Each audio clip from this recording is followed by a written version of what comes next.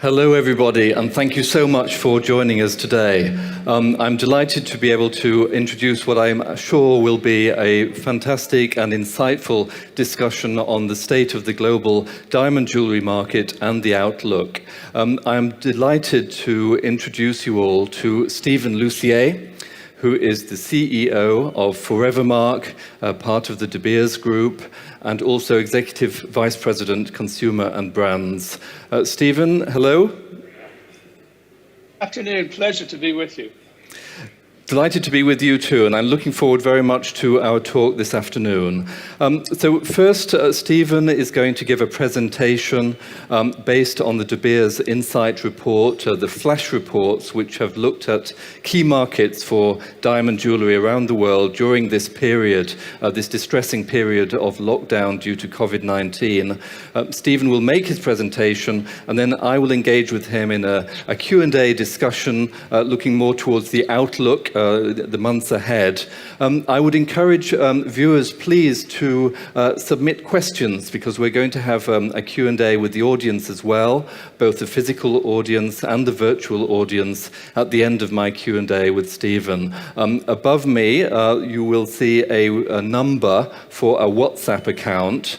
And you will be able to dial into that number and in the chat section submit your questions during this talk, and I will pick up these questions after the talk is over and we'll go into the Q&A. I'll also be asking members of the physical audience here to ask questions, and we have a microphone available.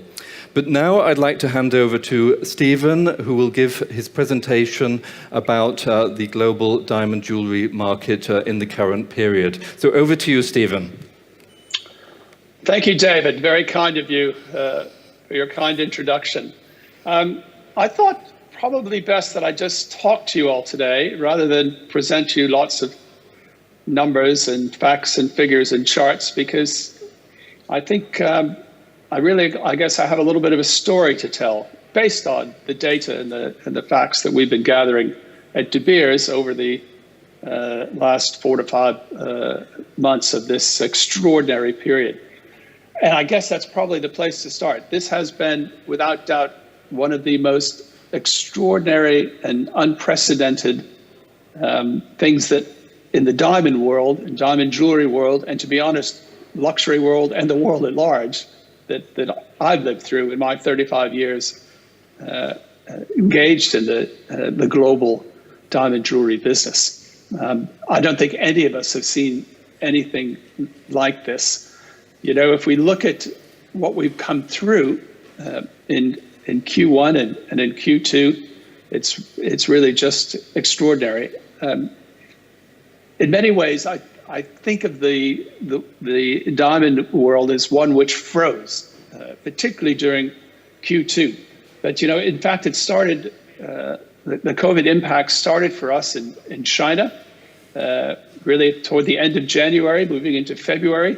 And before it really began to impact significantly in our key Western markets toward the latter half of March, and particularly in April and in May. And during that period, there was no part of our diamond industry that wasn't substantially and significantly impacted.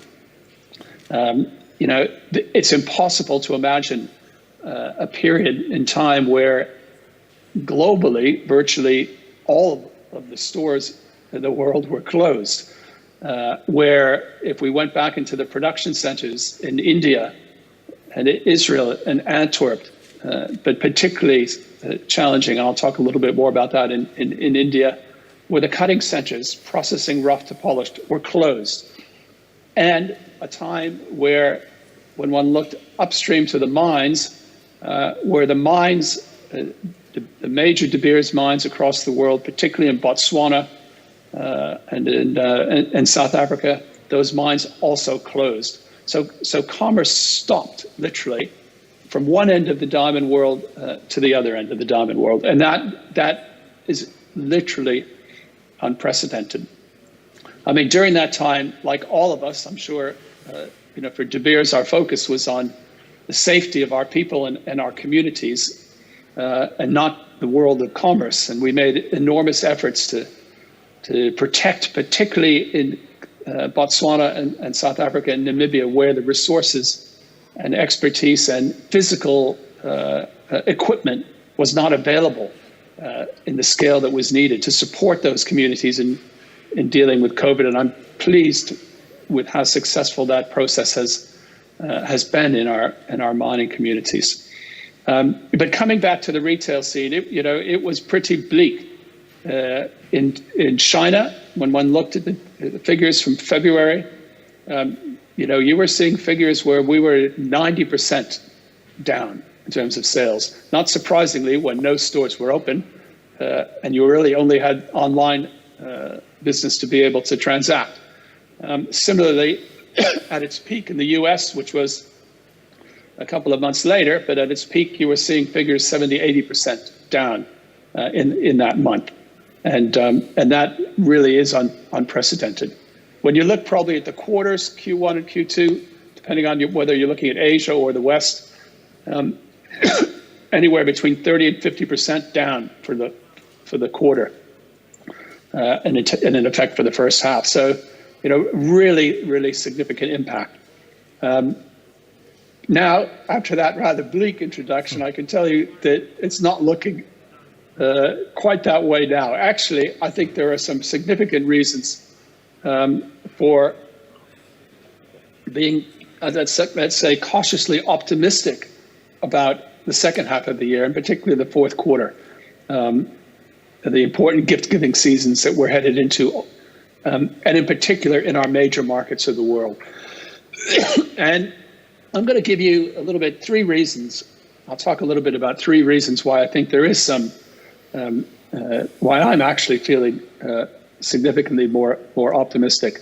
And the first is really more straightforward, is that in a quite straightforward way, we are seeing, when we look at the data from China and the US, which collectively, account close to 2/3 of world demand for diamonds. When we look at that data, we're seeing consumers come back into the store, and we're seeing them spend money on diamond jewelry, luxury products in general in China, and diamond jewelry. In America, it's more diamond orientated, more diamond jewelry orientated. We're benefiting to a greater degree, I think, than the luxury goods sector as a whole. But the numbers, I'll talk you through them a little bit. We saw in China each month, really from April, each month getting better and better through into August. The latest figures we're seeing in August, certainly parity to the year before, 2019, perhaps some people slightly above 2019, month of August, some people slightly below. But on the whole, we're back. In China, sales are coming back. We're seeing that with our own brands. In mainland China, the De Beers brands, Forevermark and De Beers Jewelers, seeing very strong growth in mainland China sales, double-digit growth since really May, so May, June, July, and August. Brands in particular in mainland China are doing very, very strong results. Now, some of that, and I'll talk a little bit about the tourist impact a little bit later, some of that is certainly business that may have been done to tourists elsewhere, but I think actually a lot of it is people just deciding that they're going to spend, they're staying, they're not traveling, and domestically, global brands have a particular opportunity to grow. So I'm feeling encouraged about the continued strength of demand and the comeback we're seeing in China. I think US, you look at a whole mix of different data to get a sense of it, but on the whole, we're seeing that similar return. Hard to tell exactly where we are compared to 2019, depending upon which sector, but there's no doubt that the independents, so the stronger independents, those typically not based in mall environments or department stores, they came back quicker. And I think that's probably a safety, health driven factor. People felt comfortable going into a store on the street, particularly they could make appointments. They didn't feel that they would be in crowds. So with the comfort, we saw them go back. And I think over time we've seen we've seen that gradually get broader. We saw just recently the Signet data published, which showed their sales coming back strongly toward the second half of H2, and the indications that August was up. So again, consumers are there for diamond jewelry. And anecdotally, we hear that's in particularly the bridal category. I've got this theory that if you experience lockdown with your partner, at the end of it, you've really got two choices. Either you're going to break up or you're going to commit. And it seems that there's been a fair amount of commitment through the lockdown experience that's translated into a little bit of a boom in bridal sales in the US as people have exited the lockdown period. We'll have to see whether that was just a catch-up or whether that will now sustain itself, which I think it might during the second half. So reason one to me is, on the ground, we're seeing people come back. The COVID experience is not something that said we're not interested in luxury or jewelry. No, we're coming back into stores to buy. The second reason, I guess, is really principally what I wanted to talk about today, and that was the insight reports that the De Beers Group has been fielding, principally in the US. We've just fielded one more globally, awaiting those results, but we started in the US as it accounts for over half of the diamond jewelry market. And those insight reports were really, which we fielded to gather data literally on a weekly basis, summed it up each month, and then published these reports to give us a sense of what consumers were feeling, thinking, what they were concerned about, what they were anticipating in the future. I think it's given us a lot of useful insights. And there's really three conclusions that I would draw from that, which I think are all potentially positive for their desire to engage with diamonds and diamond jewelry in the fourth quarter and into next year. And I say potentially because it doesn't happen by itself. There's an attitude there, there's an opportunity there, but we will have to find a way to grasp it in this competitive world that we live. But I'll give you three major insights from those studies, and we'll make those studies available. I think we're going to post for you on the screen at some point where you can go and download those full studies for yourself. But the first really big conclusion to me when one looks into the attitude data is that consumers, having experienced the COVID lockdown period and thought about it, and thought about what that meant for what they wanted to express in terms of gift giving, was this conclusion that this fourth quarter, gifts should be meaningful. So more consumers than normal saying gifts this year should be meaningful rather than practical. And let's just think about that for a second, because it's sort of obvious if you think about it. If you spend 11 weeks locked down with your immediate family, and particularly if you have a partner who works as well, the pressure's on you all to carry on working from home. So in some cases to look after children who couldn't be in school, to manage to cook every night, day in and day out, 3 meals, to do all of that, I think, a lot of pressure on everyone involved. And from that, you sort of think to yourself, well, what's important in life? And clearly what is important in life is appreciating those that are closest to you, that you just experienced this process through. And I think that's what's driving this idea of, well, when it comes to the fourth quarter, I should probably give something this year that has more meaning to it, that expresses what I feel, as opposed to just, here's something interesting that people want that's trendy. And we know from all of our research that consumers would agree that the most meaningful gift is jewelry.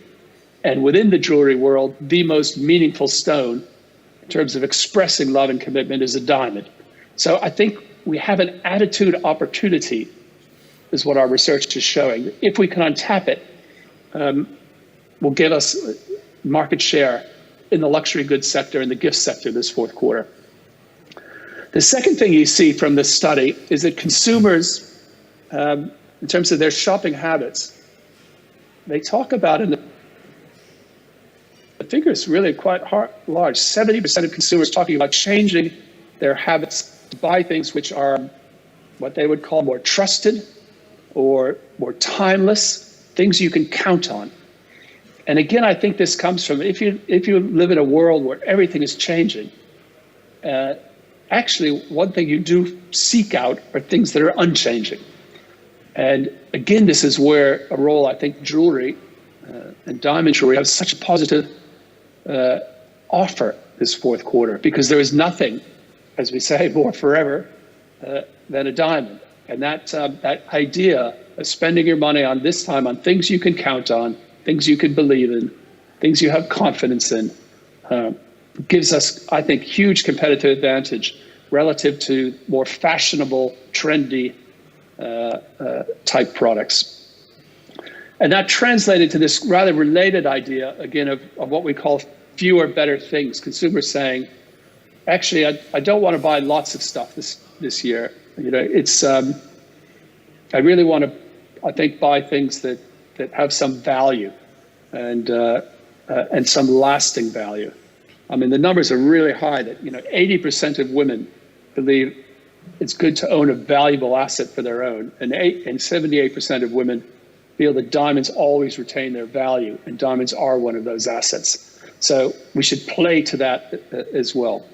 So the insight report, it sort of gives us these three broad messages that if we focus our marketing and our communications and our engagement with consumers on this idea that this is the year to do something meaningful to express your appreciation, that you should do that with products that you can trust in because they stand the test of time, and it's probably good to do that in a year like now on products that will hold their value and retain their value.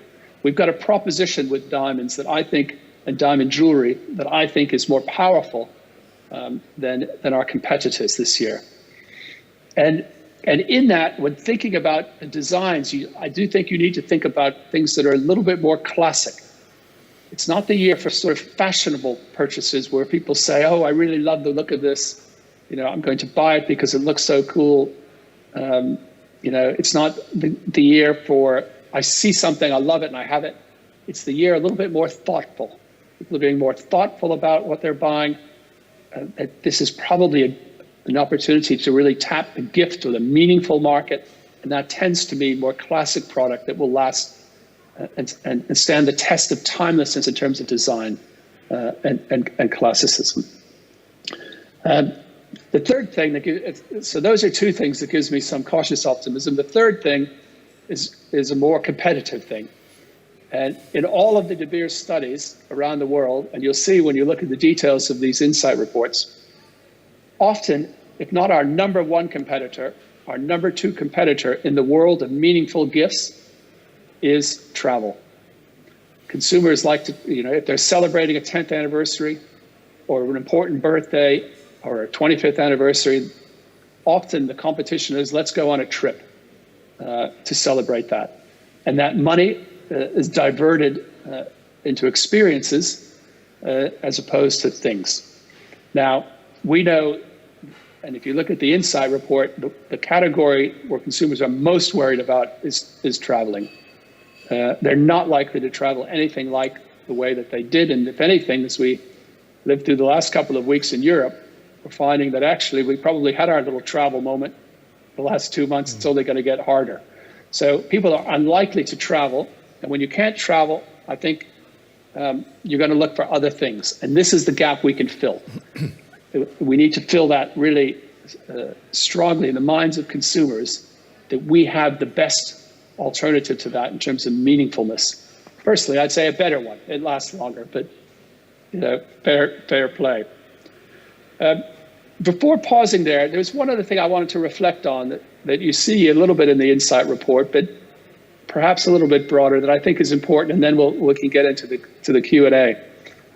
And that's the other thing that we're learning about consumers, is that having gone through this period, I think one of the things that's going to accelerate, and I spoke the last time I was in in Italy a little bit about this, but I think it's accelerating, is this idea of what I call social purpose, or brands or product categories doing something positive in the world that consumers can associate with and feel good about. And I think COVID has probably accelerated that process. I think COVID is teaching us that we live in this very connected world, and that what happens in one part of the world we cannot be isolated from. We're all in this COVID battle as together. We can't just solve it in one place.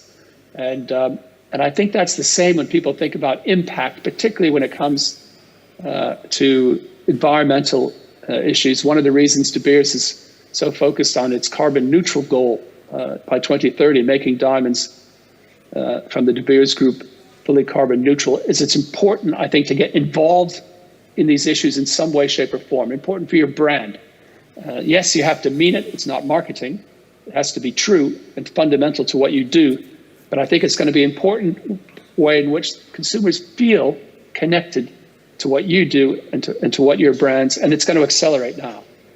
I think because of this COVID experience, it's made us all think again, hasn't it, about the world that we live in. So I'd sum it all up. We've had a hell of a bad time, but I think we're through the worst of that. And it's not going to be an easy economic situation.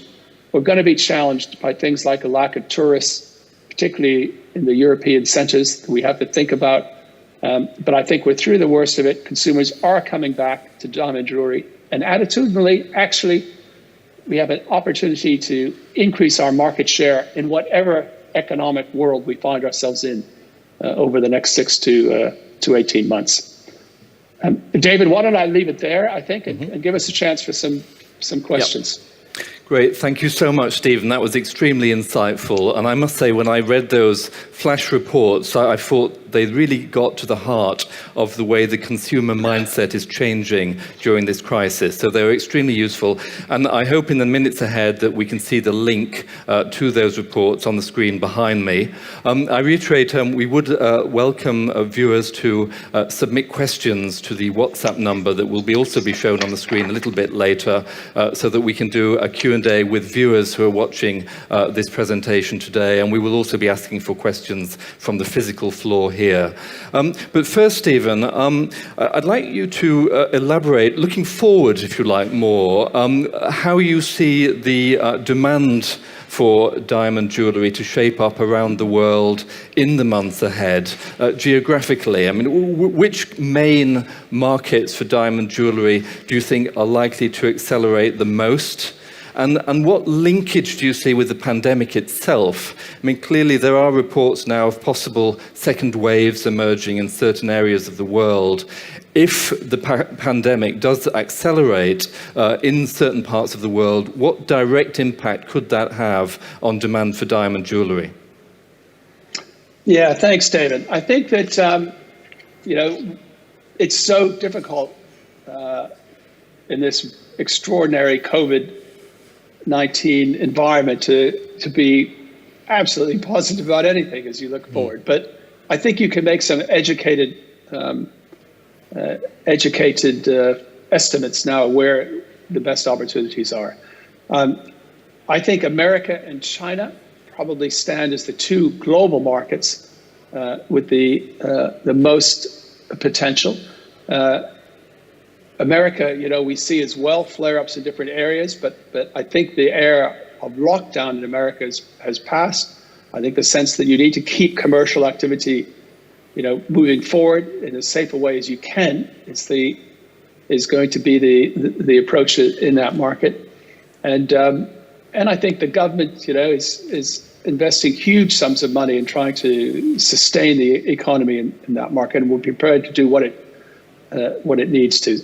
And based on the anecdotal data and some of the hard data we're now seeing from particularly independent jewelers across America, there does definitely seem to be business coming back. So I'm feeling a bit better about that. China as well, as I spoke a little bit about the numbers, China seems to have a COVID under much better control, I guess, than what we're seeing in the West. They've had a few extra months to work on it, which has helped. But we're seeing, I don't want to call it normal because nothing is normal anymore, but we're seeing things carry on in this new normal way now in China for a couple of months, which gives me confidence that will sustain itself.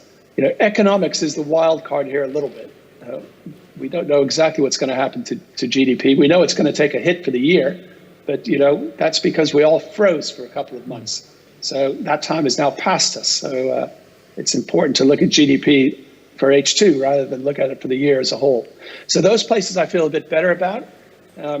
Where I guess I worry a little bit more is one in India.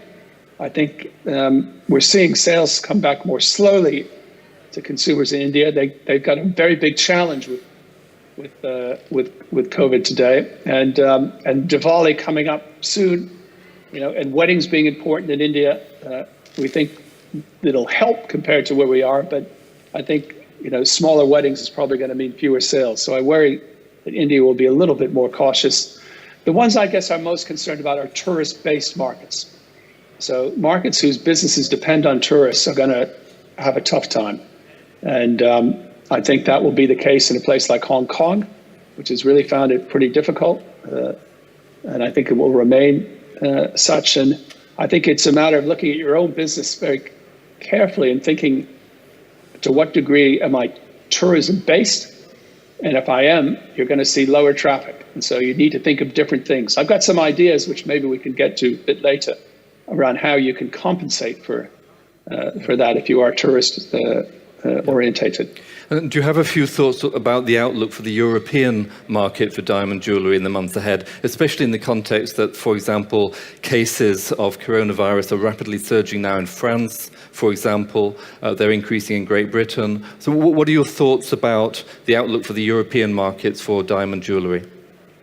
Yeah, I think the European markets, particularly the major metros, I mean, almost entirely when I say that, the major metro markets, they have the challenge of tourists. I think, though, that customers are getting now accustomed to buying in this environment. If you're an independent, you can put in place, or even a brand, not unique to independents, but you can put in place things which make your customers feel very comfortable. You need to get those things in place. Mm-hmm. So first of all, you have to expect that your customers, in many cases, will be shopping online before they come into your store. We've seen that already. We've seen that the days of coming in just to look around are far less likely. They look around online. They've got a very clear view when they come in. So we're seeing lower traffic and higher conversion. That to me means that's because they've done the shopping already and they're coming in with purpose. So you need to make sure that you've got in place, if you're a retailer across Europe, you've got that in place that your customers can see what you have. We know they have the desire and the need to buy because they're looking for meaningful gifts, but you need to make it easy for them, and you need to make them feel comfortable in store with all of the social distancing things that are required. I think we're all familiar with those now. All right, thanks. I think the second. Yep, I think just one quick question. The second thing you need to do is to think, how are you going to tap the tourists who used to come to you? So you need to think about reaching out beyond your store to customers who may not this year make the trip to Paris or make the trip to London, but you know who they are. So you need to find ingenious ways of reaching out to them. And you may need even to find ways of going out and seeing them in their country rather than waiting them to come to you, because the tourists are not likely to come. But if you're a domestic player and you've got a domestic market, it's a time to double down on meaningful gifts. Yeah, very good. I mean, some really useful insights there for retailers. Thank you for that. Clearly, everybody is hoping for a vaccine. We don't know whether and how long it's going to be before a vaccine is widely accepted and distributed across much of the world. But when a vaccine comes, or when it becomes clear that a vaccine is going to be approved and will be distributed widely, what impact do you think that just the first break of solid, clear, well-sourced news backing all of that up is going to have on the global diamond jewellery market? And how will sentiment change? I mean, I think I think we all know the feeling New celebration when that happens. So we're going to think, oh, fantastic. And the first thing we'll want to do is start organizing all those weddings that have been postponed, and all those family celebrations of important events that potentially have been postponed. So I think from our perspective as diamond jewelry players, we need to be ready to have things that mark those big occasions which are going to be celebrated. So you'll be watching the news really carefully, presumably, on coronavirus in terms of your marketing approach and how to respond to the good news as well as the bad news. Yeah, during the worst period of lockdown, I think we felt that consumers really weren't interested in commercial messages. It wasn't, it was not on your mind. I think, Tom Ford, there was a wonderful quote from Tom Ford who said, when you're working from home and self-schooling your children, the last thing you're thinking about is a new pair of high heels. And I think he was probably right. So we focused our marketing there on things which built both positive association with our category. So we spent time articulating the good things that diamonds were doing to help the battle against COVID, particularly in the undeveloped, less developed world, and also in our communities in the mining world.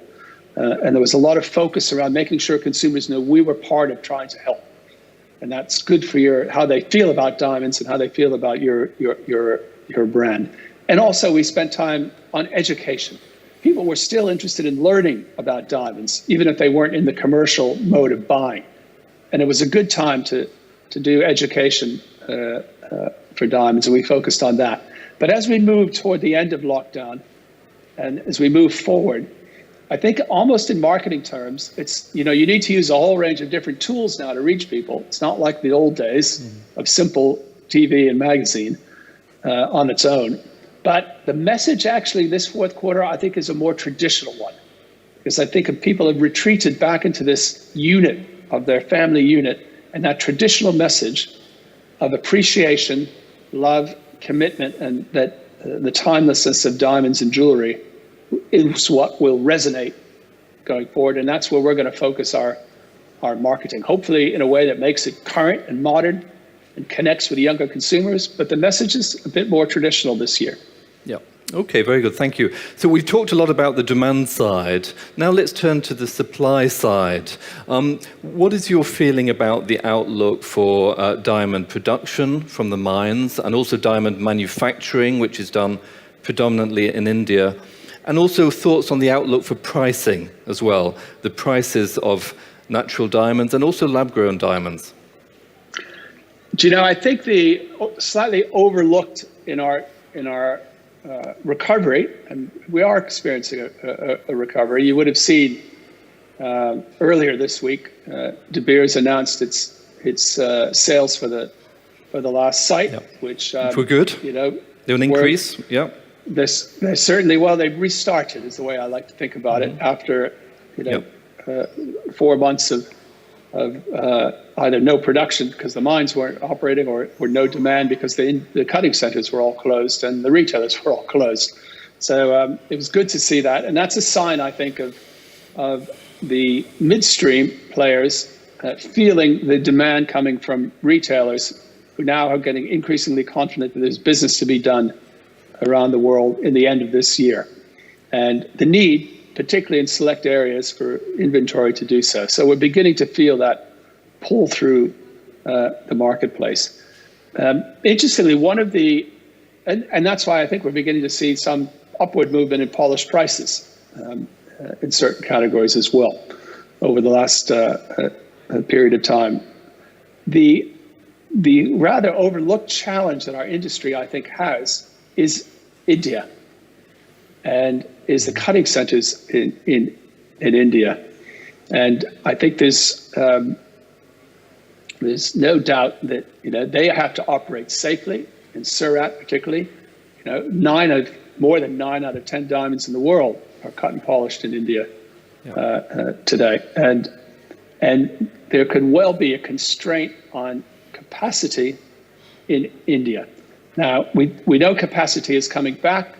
You try to estimate where is it today, perhaps somewhere around, I don't know, 50% of normal capacity.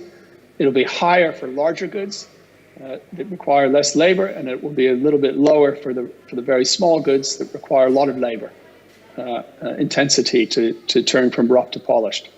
And I think we may see a rather unique experience for us where retail comes back faster than the ability of the Indian cutting center to support that demand. And that will put, if that's the environment we find ourselves in, that's certainly going to put upward pressure on prices, particularly in those areas, I think, of strong demand. And, we are seeing the larger goods, the bridal goods, being particularly in strong demand. And so we look to those areas, and perhaps even in the smaller goods where capacity is going to be probably the most challenged. So it'll be interesting. No one has a crystal ball, but I can see that dynamic impacting on the price of natural diamonds. Interesting, lab grown. I mean, I don't spend a lot of time thinking about lab grown. I focus on creating desire for the nature's treasure that we have. But not surprisingly, and probably as I spoke to you all last year, lab-grown prices continue to decline, and that's no surprise because the cost of manufacturing lab-grown product is very, very low. And as consumers become more aware of the prices in the marketplace, those prices come down. And we've seen, I guess, since it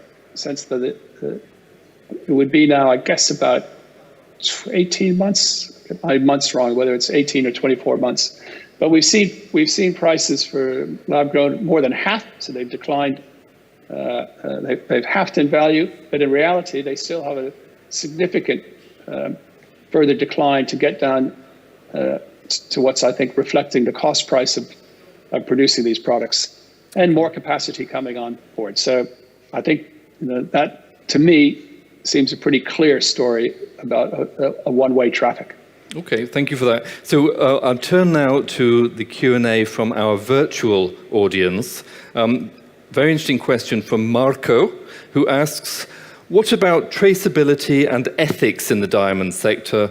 What are you doing about that? And obviously, clearly, you represent a CEO of Forevermark, who produced responsibly sourced diamonds. I'm delighted to see we've got, by the way, in the audience today, Iris van der Weken, who is the Executive Director of the Responsible Jewellery Council, who will no doubt be very interested in your answer to this question. So what can you say about your focus on responsible management, traceability, and ethics in diamonds? Yeah, it's extraordinarily important. And I think it comes back to my feeling that if you can't put social purpose and the good that either your brand or, to be honest, more broadly, your category, your industry does for the world, I'm not sure you even have a right to exist as a category. And I think consumers, younger consumers, will hold us to account for that. The good news is, actually, rather unknown to most people, we do enormous positive impact. And part of our task is to tell that story more effectively than we have in the past. We can be proud of the positive impact we have in places like Botswana and Namibia and Canada from the De Beers particular perspective. And same, I know, with the other major diamond mining groups around the world. Both in Canada and in Russia, the impact is extraordinarily positive.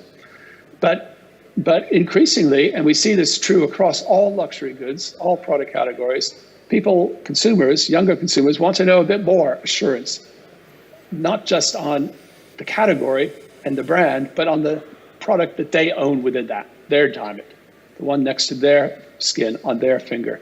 So we've been putting a lot of effort into building the capability and capacity to do that for them. We started with the Forevermark Brand. As you know, Forevermark Brand has pipeline integrity to be able to provide reassurance on sourcing. But we know that for De Beers even isn't enough because we have a lot of production we don't sell the vast majority of our production. We don't sell through our own brands. We sell into the market. We need to provide that. We've been investing in a technology significantly called Tracer. It's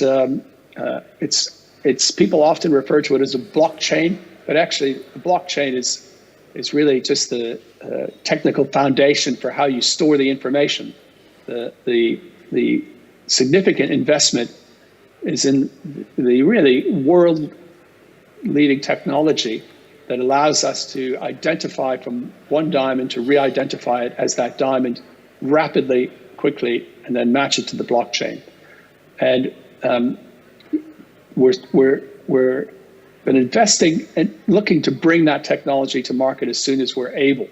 And that will allow us then to provide at relatively low cost and at scale information around the source of diamonds. De Beers wants to do that, and I know that the other major producers are looking at ways of doing that as well. I think it's going to be part of our future, and I think it will create a greater bond between our consumers and ourselves and connect them more directly to the really things we should be really proud of, the impact that we have in the diamond sector.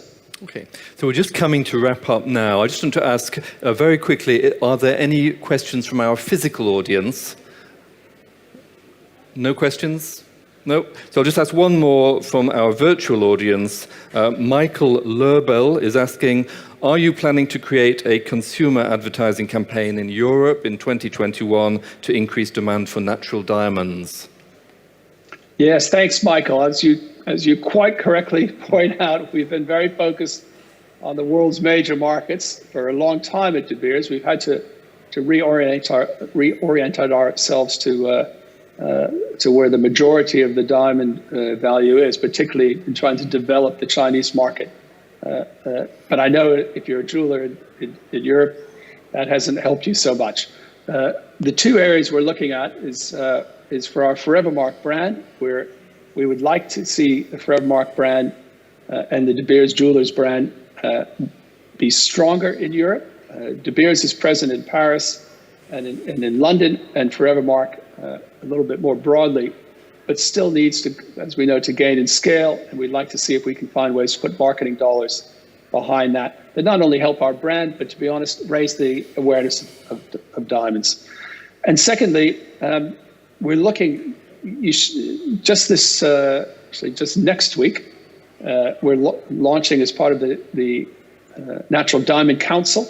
The successor to the DPA is launching its new marketing programs, which is designed for the major markets. And part of their plans looking forward is how can they bring the digital aspects of that program to more languages, which would allow us particularly to bring it into Europe, where we need that language capability to make that marketing work. But it's something that I know is on the agenda for David Kelly from the NDC to see what's possible to do in 2021. Great. Well, thank you so much, Stephen, for that. I just want to say very briefly to Sabrina, who asked a question online. I hope Stephen's responses earlier to your question effectively about how the market for youth will be conquered was answered. I think Stephen made some allusions to the young consumer market. Stephen, I'd like to thank you very much indeed for giving your time today and some extraordinarily useful insights to the global trade, notably for retailers as to how to potentially boost demand for diamond jewellery going forward. Thank you very much indeed. Thank you so much to our audience, both our physical audience and our virtual audience today, for joining us. I hope it's been useful to you. And thank you so much, and have a wonderful day, everybody. Stay safe. Thank you, David.